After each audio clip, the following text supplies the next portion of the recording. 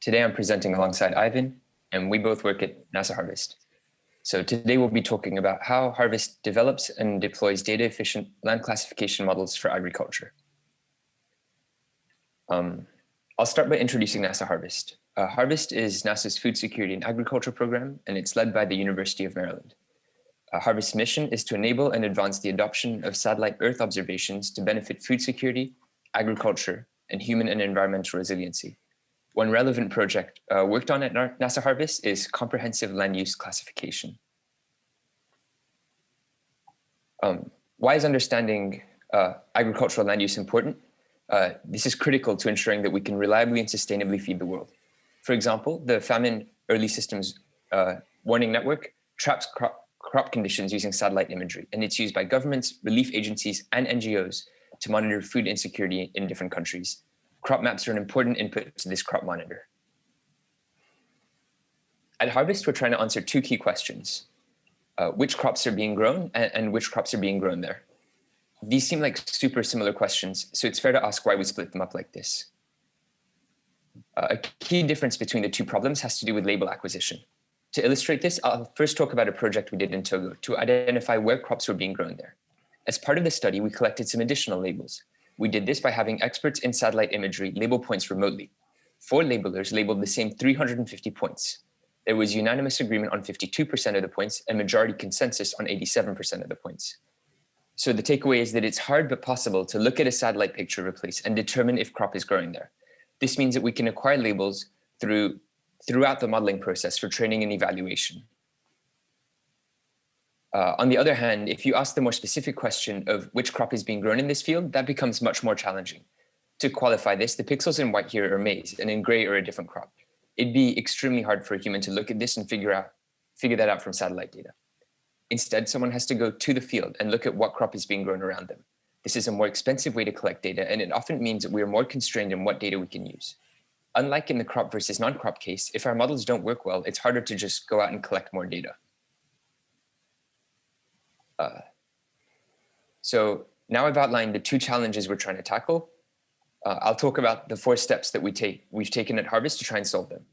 As with any machine learning problem, the first step consists of collecting the right data. Once we've done this, we develop a model which can learn from the data and work successfully in the regions and agroecologies we're interested in. Finally, when we're confident the model works, we need to deploy it so that it can quickly and cheaply produce crop maps at scale. So I discussed earlier that it's expensive and difficult to collect crop type labels, but this doesn't mean that they don't exist, just that they're sparse and heterogeneous. On the map above is a collection of all the labels we've collected, over 88,000 in total. In orange are the crop type labels, 28,000 labels spanning most of the world and 348 different labels. And in blue are the labels containing only crop or non-crop information. So for our labels, we've collected a number of data sets to get us global coverage of the Earth with the blue crop or non-crop labels and good coverage of many different agroecologies in the orange crop type labels. One thing to highlight about this data set is that like agriculture globally, it's super imbalanced. For instance, here's each class with the y-axis representing on a log scale the number of instances in each class. This is a challenge in machine learning more broadly, not just for us, but we want to make sure the model is useful for the underrepresented classes as well as the dominant ones. Another challenge stems from the fact that we're focused on a data set with global coverage. Satellite products are quite sensitive to weather, for instance, the cloud coverage shown here, but this differs dramatically depending on which part of the world you're looking at. So depending on which part of the world you're focused on, a different satellite product might be most appropriate. Our solution is to integrate a number of complementary data sources. In principle, we would then have global labels and globally appropriate remote sensing data, allowing us to develop a single model which can learn from all this data. To give some context on the kind of data used in remote sensing, I'll give a quick overview of the satellite sources we use at Harvest. The first is Sentinel-2, a multispectral satellite. This works just like a camera, except that in addition to the RGB bands, a bunch of additional bands are captured. For instance, healthy plants reflect lots of near-infrared wavelengths. So this is another band that Sentinel-2 captures. A challenge of having what's basically a camera in space is that this is easily obstructed, for instance, by clouds. The solution to this is Sentinel-2, which is radar.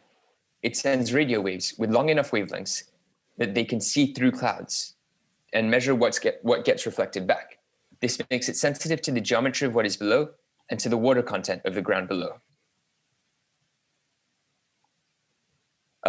The topography of an area can affect its suitability for certain crops, so we include the digital elevation model to capture a region's slope and topography.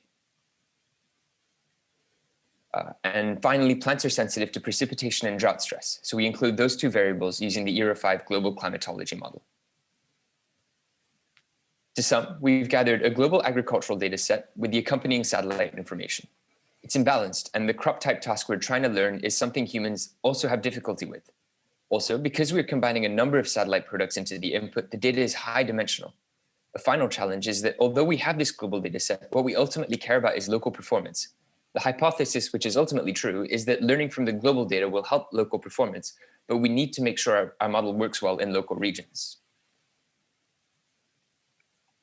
Just as an additional note, these labels and the satellite data are open source. We've worked hard to make sure it's accessible for machine learning practitioners, so feel free to check it out at this GitHub link.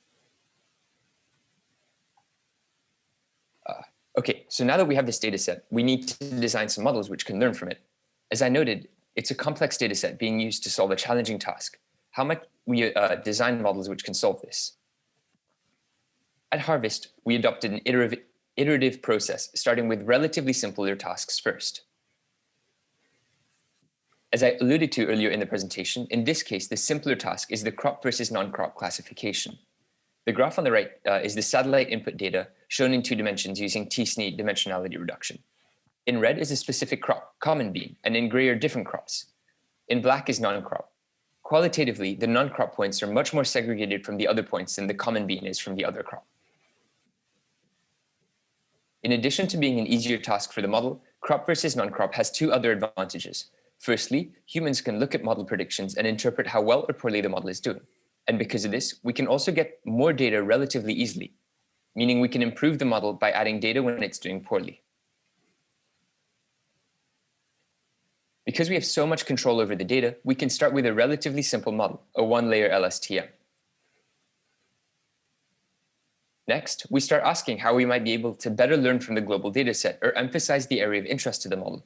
For instance, get the model to learn from the global dataset to make a really good map for Kenya. This led us to try different architectures, such as this double-headed LSTM. Or different training methods, such as model-agnostic meta learning.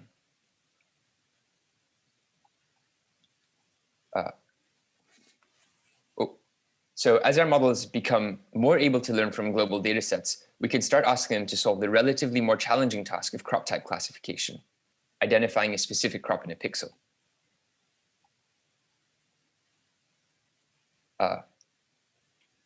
As I mentioned before, this task is harder because we're more constrained in what positive labels we have.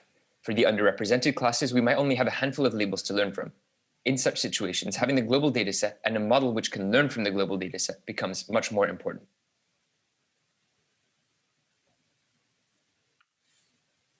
Since crop masks and crop maps are needed for various diverse regions, we train separate models for each region. For crop masks, this is done by varying the data sets used during model training. But how do we determine what and how much data to use for training a model for a particular region?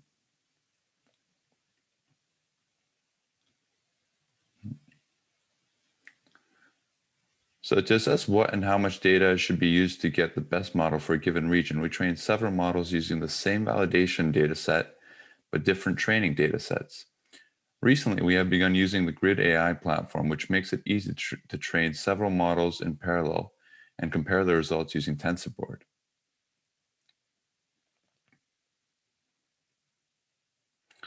So we have a trained model that we believe is good, but how can we be sure? How can we evaluate the model?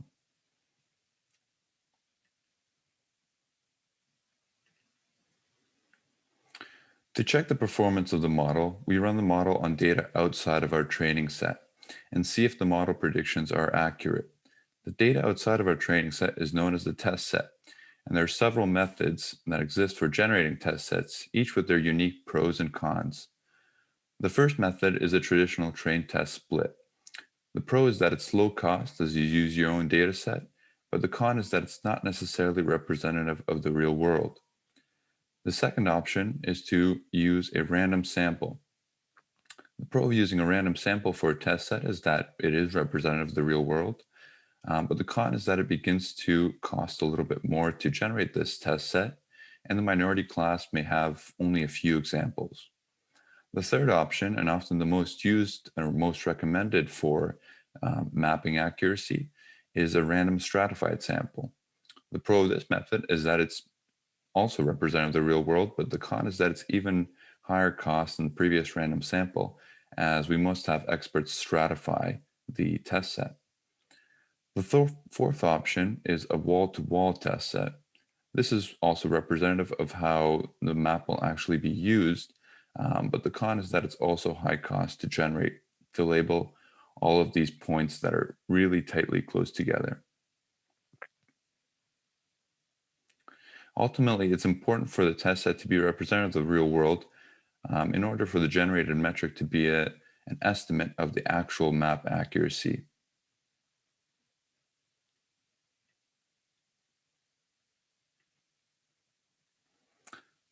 In our case, different methods of test set generation were used depending on the task and availability of the data. Here are a few examples of different test sets we have used. On the left, the Togo task consists of 1,319 training points with a test set of 350 points labeled by 4 different labelers. The two sets on the right, Kenya and Brazil, consist of polygons. We evaluate the model by considering the performance for all points within the polygon. So it's not quite wall to wall, but it better represents the performance of the map.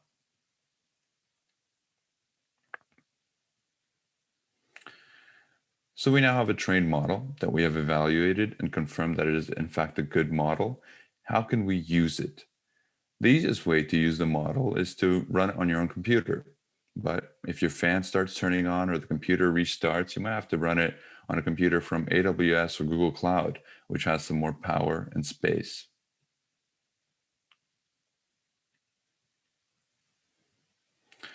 But even running the model on a large computer on the cloud, like AWS or Google Cloud, has its limitations.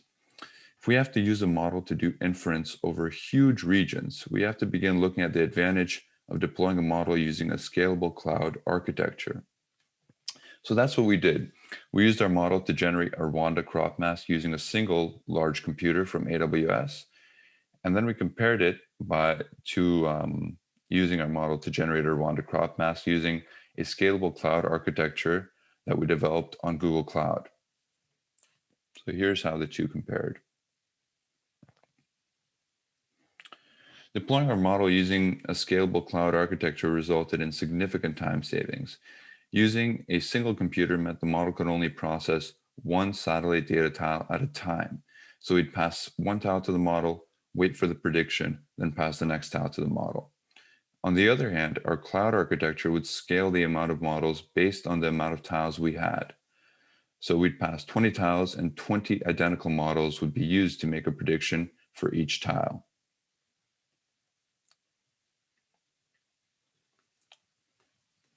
Even though we were now paying for multiple computers running on the cloud at the same time for all those different models, the overall cost was lowered since generating the crop mask took much, much less time.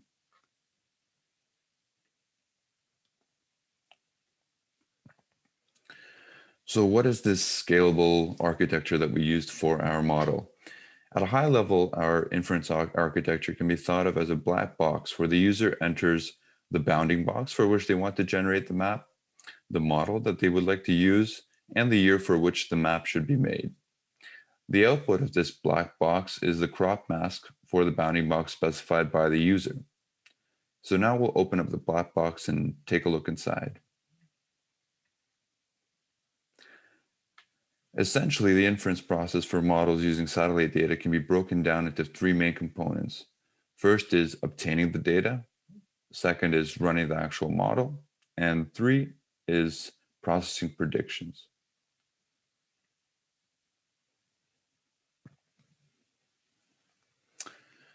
So now I'll discuss the actual Google Cloud architecture that we used for each of these 3 components. Now, if you're not familiar with cloud architectures and Google Cloud, this may be a bit complex, but when I was doing research for this project, I could not find a lot of presentations about this, so I decided to include the real details of the architecture. So we start with a Google Cloud function that takes in the user inputted bounding box and year, and we use these values to export Google Earth Engine satellite data.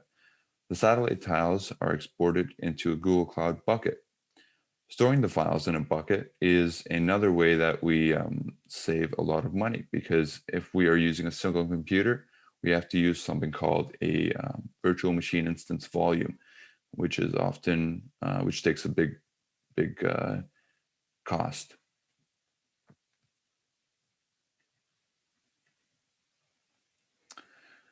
Now, when satellite data enters into that bucket that I talked about, the bucket triggers another function, which calls the inference container.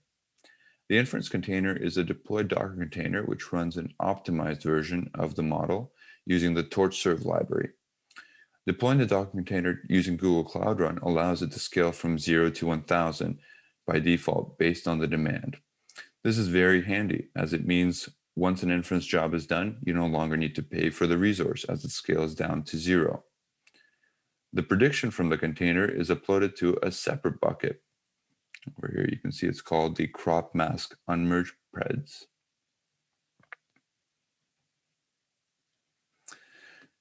Finally, now we have our predictions, but they are unmerged, so we need to merge them together, and this is done using the GDAL library inside a separate Docker container, also deployed in Google Cloud Run, and it's uploaded to another bucket for analysis, the crop mask merged spreads bucket.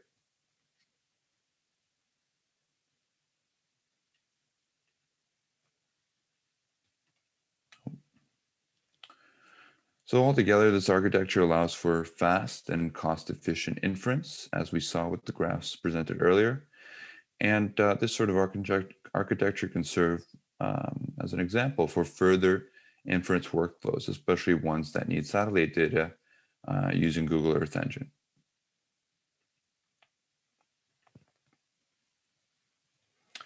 So we've packed a lot into our presentation. So here we've summarized the 4 main takeaways. Number 1 is that model development is just a small part of an end-to-end machine learning pipeline. Number 2 is that taking the time to collect the right data set, both for training and for evaluation, is crucial. Number 3 is that data sets used for training can be tuned just like hyperparameters.